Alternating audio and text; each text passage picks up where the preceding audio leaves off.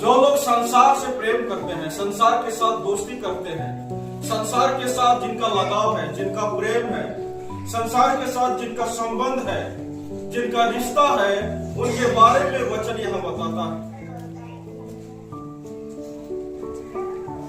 और वचन स्पष्ट रूप से यहां बताता है कि संसार से प्रेम करने वाले लोगों के जीवन में पिता का प्रेम नहीं है। क्या नहीं है? प्रेम नहीं। पिता का प्रेम नहीं है। यानी परमेश्वर का, जिसने स्वर्ग और पृथ्वी और आकाश और धरती और पाताल को बनाया, उस परमेश्वर का प्रेम उस मनुष्य के जीवन में नहीं है जिसने संसार के साथ अपना रिश्ता जोड़कर रखा है, जिसने संसार को अपना प्रिय माना है, जिसने संसार के साथ संबंध रखा है, जिसने संसार को अपना दोस्ती बना लिया है, जिसने संसार को अपना फ्रेंड बना लिया है, उसके जीवन में परमेश्वर का प्रेम यानी पिता का प्रेम नहीं है। वचन कहता है, मैं नहीं कहता हूं। आप स्वयं अपने बाइबल खोलकर देख सकते हैं कि वचन आपके जीवन में क्या आज्ञा दे रहा है। आज संसार में बहुत सारे लोग हैं जिनके पास संसार के लिए 24 घंटा देने पर भी कम पड़ जाता है उनके लिए।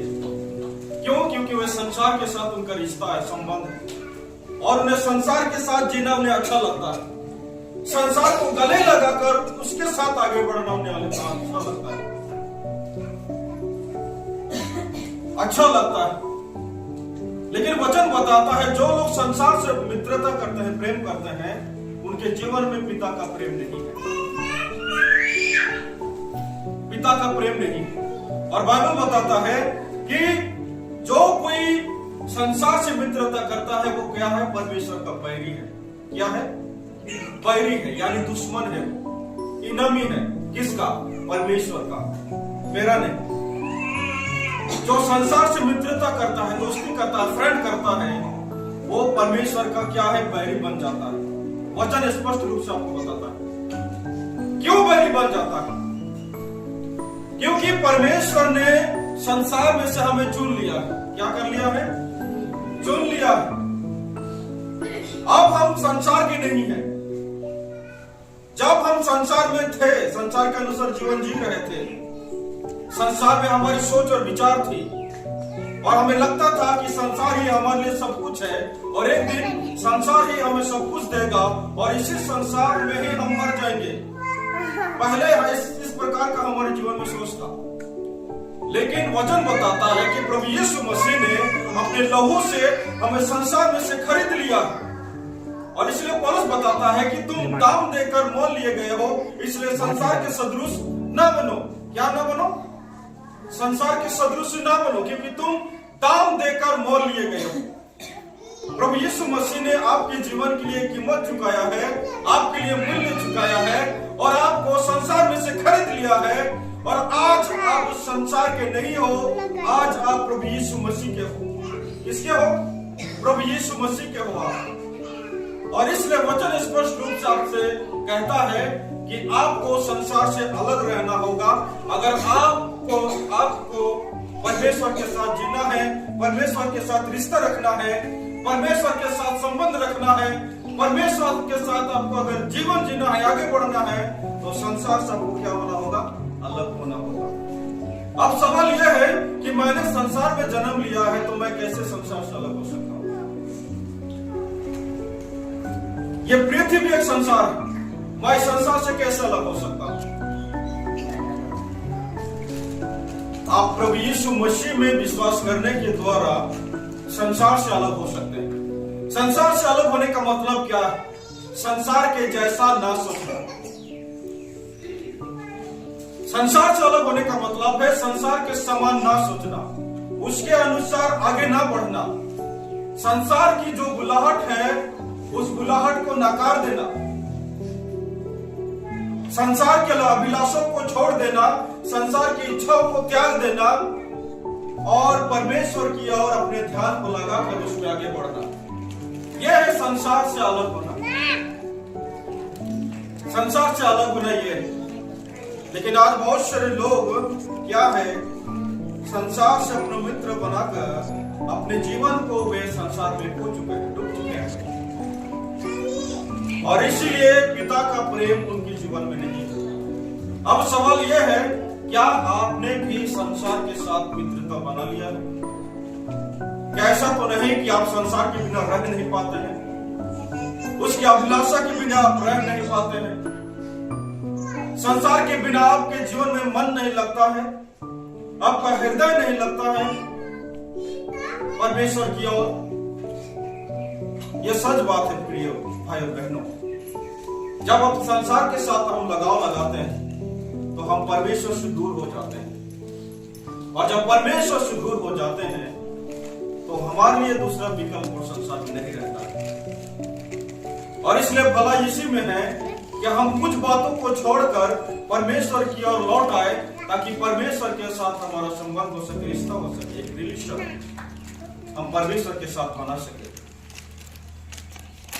परमेश्वर के साथ बना सके। इसलिए वचन बताता है, तुम ना तो संसार से और ना संसार में किसी वस्तु से प्रेम रखो। यदि कोई संसार से प्रेम रखता है तो उसमें पिता का प्रेम नहीं है।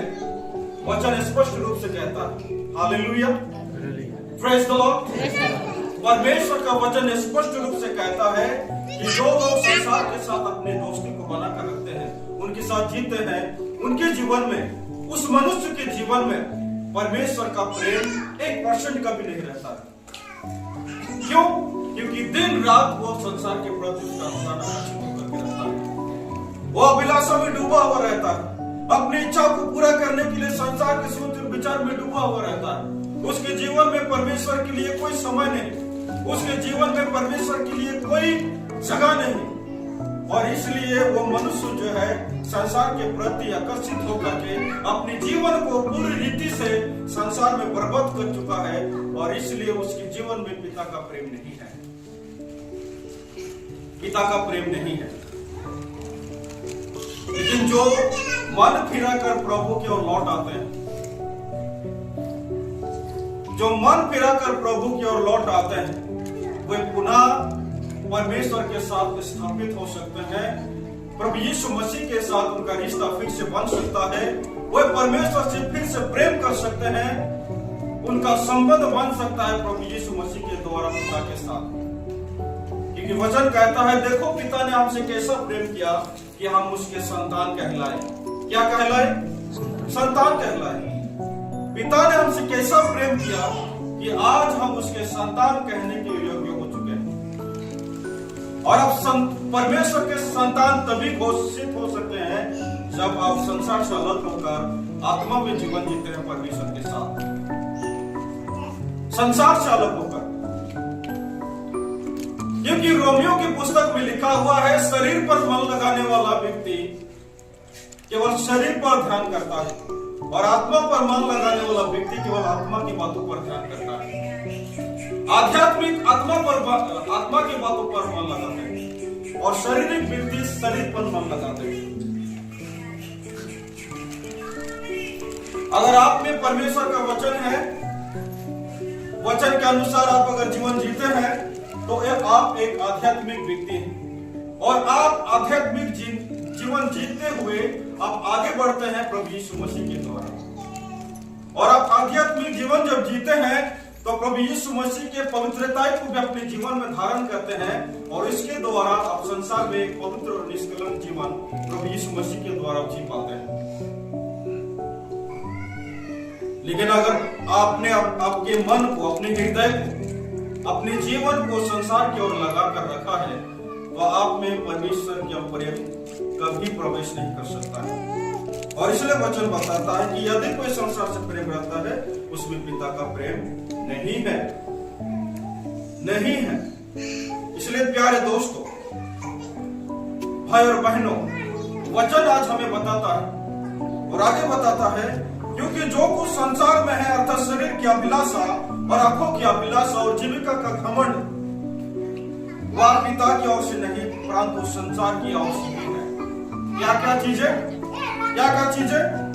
आंखों की अभिलाषा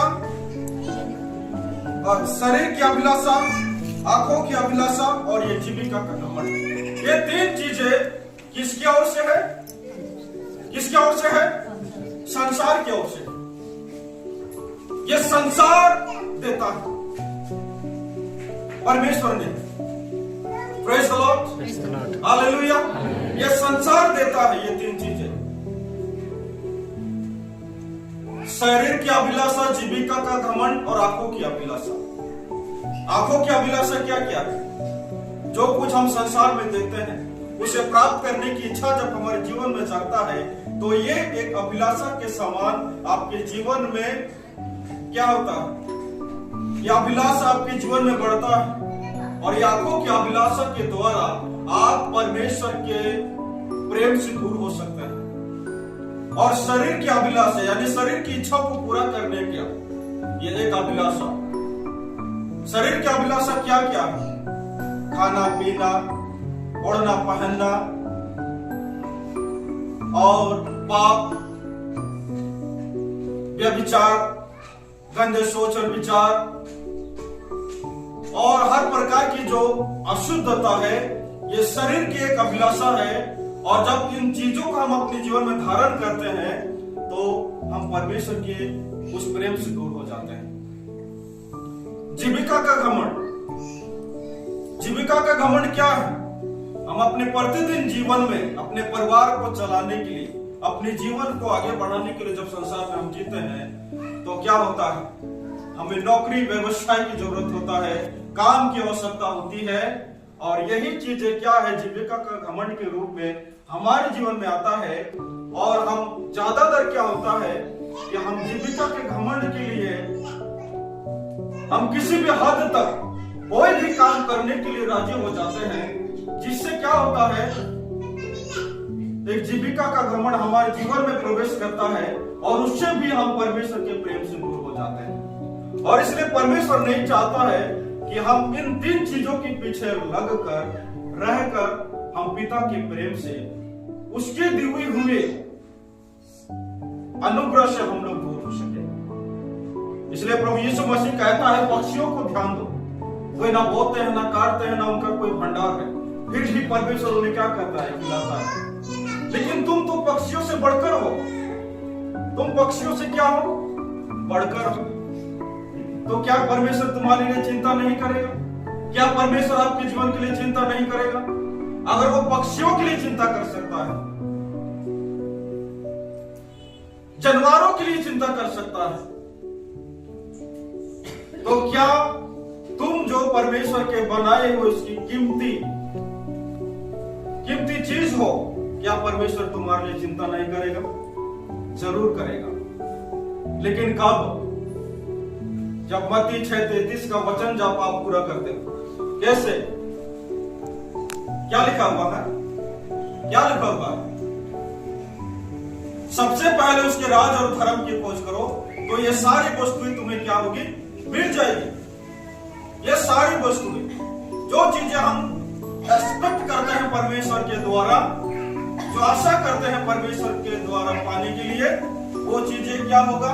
अल्टीमेटली हमारे पीछे पीछे वो आएगा जब हम परमेश्वर के खोज में, उसके ध्यान में, उसके वचनों में अड़े रहेंगे, खड़े रहेंगे, उसमें पढ़ेंगे। सबसे पहले उसके राज और धर्म की क्या करो? खोज करो। उसके राज और धर्म की खोज करने वाला व्यक्ति किस तरह का होता है? अगर आप परमेश्वर के राज और धर्म की खोज करते हैं तो सुबह उठ के आप क्या करेंगे? सबसे पहले प्रार्थना करेंगे। क्या करेंगे? प्रार्थना करेंगे।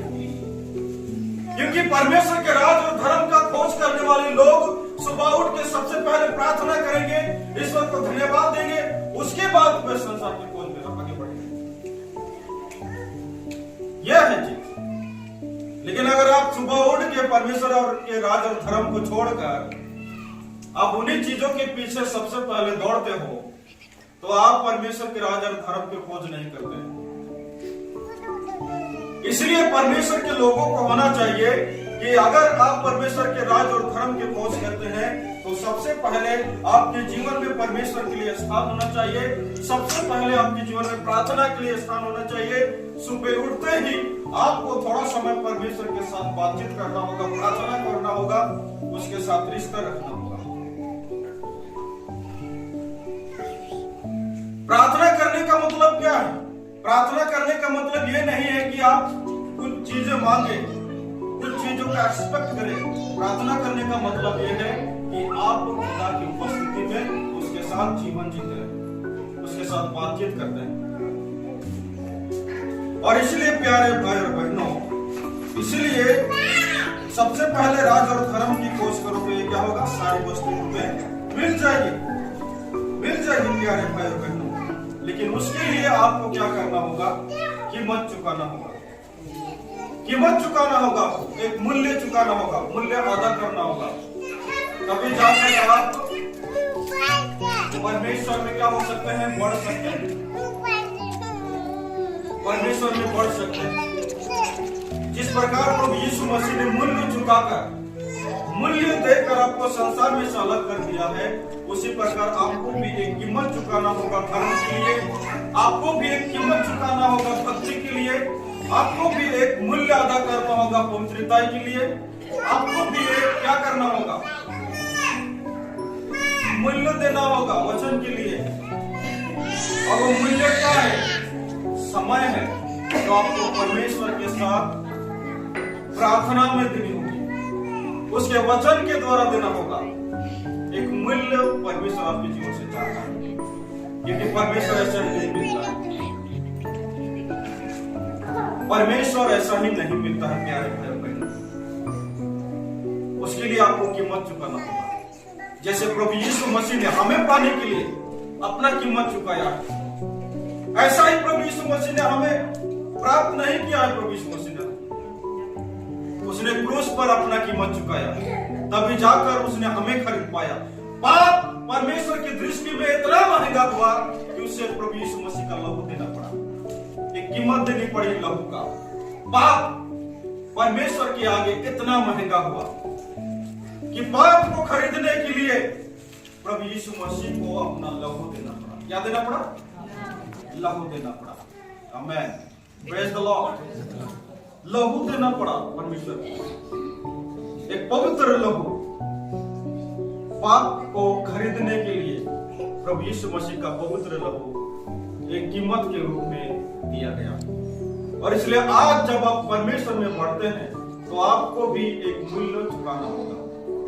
आपके जीवन में बहुत सारी परेशानी होगी, तकलीफें होगी, संसार आपको अपने ओर खींचने का कोशिश करेगा। आप अपने अभिलाषा को छोड़कर परमेश्वर के साथ आपको आना होगा, वचन में खड़े रहना होगा, प्रार्थना में लगे रहना होगा। एक कीमत आपको चुकानी होगी, तभी जाकर आप एक परमेश्वर के साथ एक रिश्ता रख सकते हैं, एक संबंध रख सकते हैं, एक फ्रेंड आप परमेश्वर के साथ बन सकते हैं। अन्यथा अगर आप इन सारे चीजों को नहीं करते अपने जीवन में, तो संसार का मित्र बनकर आप रह जाएंगे और परमेश्वर का प्रेम आपके जीवन से दूर हो जाएगा। हालेलुया। परमेश्वर का प्रेम आपके जीवन से दूर हो जाएगा और आप हमेशा के लिए संसार में उस खुदा से, उस परमेश्वर से, जिसने आकाश और पृथ्वी और हमें बनाया है, उस परमेश्वर से आप दूर होकर रह जाएंगे। और ये परमेश्वर नहीं चाहता है, इसीलिए अपने प्रभु यीशु मसीह को उसने भेजा ताकि हम परमेश्वर से दूर ना रहे। इसीलिए हम पहले दूर तो थे, लेकिन प्रभु यीशु मसीह के द्वारा फिर से नजदीक हो गए। लेकिन फिर भी अगर आज हमें संसार की अभिलाषाएं, शरीर की अभिलाषा, लाखों की अभिलाषाएं, जीविका का घमंड अगर अपने और हमें खींच रहा है, तो यह हमारे लिए विपद का कारण बन सकता है। परमेश्वर को हर एक उस चीज की ध्यान है जो आपको जरूरत है, और परमेश्वर आपको उतना ही देगा जितना आप उसे संभाल सकते हैं। परमेश्वर आपके जीवन में उतनी ही चीजों को देगा, उतनी ही ब्लेसिंग को देगा जितना आप उसे अपने हाथों में उसे पकड़ सकते हैं। एक मुट्ठी में कितना, अगर किसी चीज को हम अगर इस मुट्ठी में पकड़ते हैं तो ज्यादा से ज्यादा हम कितने सारे चीजों को अपनी मुट्ठी में ले सकते हैं। अगर थोड़ा सा चावल अगर हम अपने हाथ में पकड़ते हैं तो उसको आराम से हम अपनी मुट्ठी में ले सकते हैं कि नहीं? लेकिन अगर 1 केजी चावल को अपने एक हाथ की मुट्ठी में लेने की कोशिश करेंगे तो क्या एक हाथ में वो चावल आएगा? नहीं आएगा। अगर 1 केजी चावल को लेना है तो उसके लिए एक क्या होना होगा, एक थैली की आवश्यकता होगी। आप अपनी मुट्ठी में 1 केजी चावल को ऐसे मुठिया कर नहीं रख सकते। इसका मतलब क्या है, आपकी मुट्ठी में आप जितनी चीजों को ले सकते हैं, ग्रहण कर सकते हैं, उतनी ही चीजों को परमेश्वर आपके जीवन में देता है। उतनी ही ब्लेसिंग जितनी आपको आवश्यकता है परमेश्वर आपको उतनी ही देता है, उससे अधिक आपको परमेश्वर नहीं देता है। और इसलिए प्यारे भाई बहनों, इसलिए परमेश्वर को आपके सारे जरूरतों का ध्यान है, क्योंकि वचन कहता है पहला पत्रस 5:7 में, अपनी सारी चिंता परमेश्वर के ऊपर डाल दो, क्योंकि उसे क्या है, तुम्हारा ध्यान है। परमेश्वर को आपका ध्यान है। वो आपको बनाकर भूल नहीं गया है, वो आपको संसार में जन्म देकर आपको भूल नहीं गया है। वो आपकी चिंता करता है, परवाह करता है, वो भूला नहीं आपको। पर आपके जीवन में उसके लिए समय नहीं है, आपके जीवन में परमेश्वर के साथ रिश्ता बनाने के लिए समय नहीं है, आप परमेश्वर से दूर हैं, लेकिन वो परमेश्वर आपको भूला नहीं। क्यों भूला नहीं? इसलिए यशायाह कहता है 49 उसका कितना 13-14 में, देख मैंने तेरे चित्रों का अपने हथेली में खोद कर लिखा, तू मेरा है। एक माँ अपने दूध पीते बच्चे को भूल सकता है, लेकिन मैं जिसे प्रेम करता हूं उस मनुष्य को, उस बेटा बेटी को कभी नहीं भूलता। यह सच बात है। और इसलिए आज मैं आपसे कहना चाहता हूं कि परमेश्वर आपको नहीं भूला है, वो आपकी चिंता करता है, वो आपकी परवाह करता है, लेकिन अगर आप ही उससे दूर होने की कोशिश करेंगे तो परमेश्वर आपके साथ रिश्ता नहीं रख सकता। अगर एक पत्नी अपने पति से दूर होकर रहना चाहती है तो उनके जीवन में प्रेम का संबंध कभी नहीं जुड़ सकता है। होगा एक पुत्र अपने पिता के साथ अगर दूरी बनाकर रखेगा तो पिता और पुत्र का प्रेम कभी जुड़कर बनकर नहीं रहेगा। और इसलिए आज मैं आपसे कहना चाहता हूं, अगर आप भी उस पिता के साथ रिश्ता बनाकर रखना चाहते हैं, उसके साथ जीना चाहते हैं, तो पिता और पुत्र के समान, पति और पत्नी के समान आपको परमेश्वर के साथ में होना होगा। तभी जाकर आप क्या होंगे, आपके जीवन में परमेश्वर का प्रेम बना हुआ रहेगा, आप परमेश्वर के साथ आगे बढ़ोगे। प्यारे भाई बहनों, और आगे वचन क्या कहता है, संसार और उसकी अभिलाषा दोनों मिटते जाते हैं, और जो परमेश्वर की इच्छा पर चलता है वो सदा सर्वदा बना रहेगा। ये जो घमंड है, कितने घमंड के बारे में हमने पढ़ा, शरीर की अभिलाषा, आंखों की अभिलाषा, जीविका का घमंड, और जितना संसार में है, ये सारी चीजें मिटते जाती है। वचन बताता है ये मिट जाएगी, खत्म हो जाएगा, लेकिन जो लोग परमेश्वर के साथ बने रहेंगे, जिनका रिश्ता परमेश्वर के साथ बना हुआ रहेगा, जिनका प्रेम परमेश्वर के साथ बना हुआ रहेगा, जो लोग परमेश्वर के खोजे होंगे, जो लोग परमेश्वर को अपने जीवन में पहला स्थान देंगे, जो वचन को इज्जत देंगे, वे सदा सर्वदा क्या रहेंगे, परमेश्वर के साथ वे लोग बने हुए रहेंगे, वे मिट नहीं जाएंगे। कौन लोग मिट जाएंगे?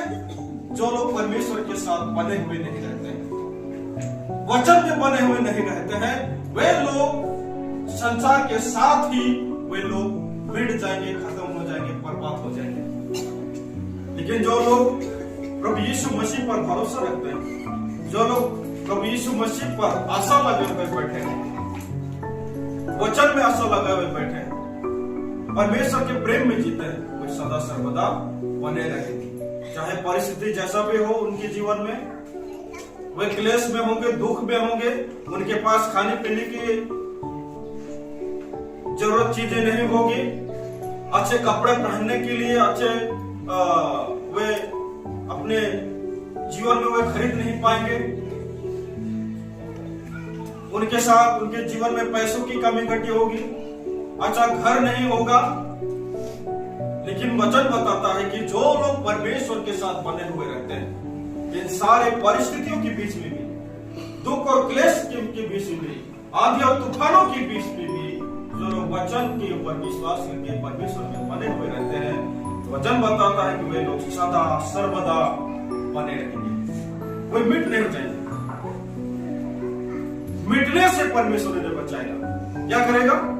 मिटने से परमेश्वर उन्हें बचाएगा। Hallelujah, praise the Lord. और इसलिए वो महान परमेश्वर आपको भूला नहीं, और प्रकाशित बाइबल का वचन में लिखा हुआ है कि स्वर्ग से परमेश्वर आग भेजकर संसार के सारे धन और दौलत को जलाकर राख कर देगा, कुछ नहीं बचेगा। एक दिन अंतिम दिनों में सारे चीजों को परमेश्वर संसार में से जलाकर राख कर देगा, खत्म कर देगा, नष्ट कर देगा सारी चीजों को संसार से।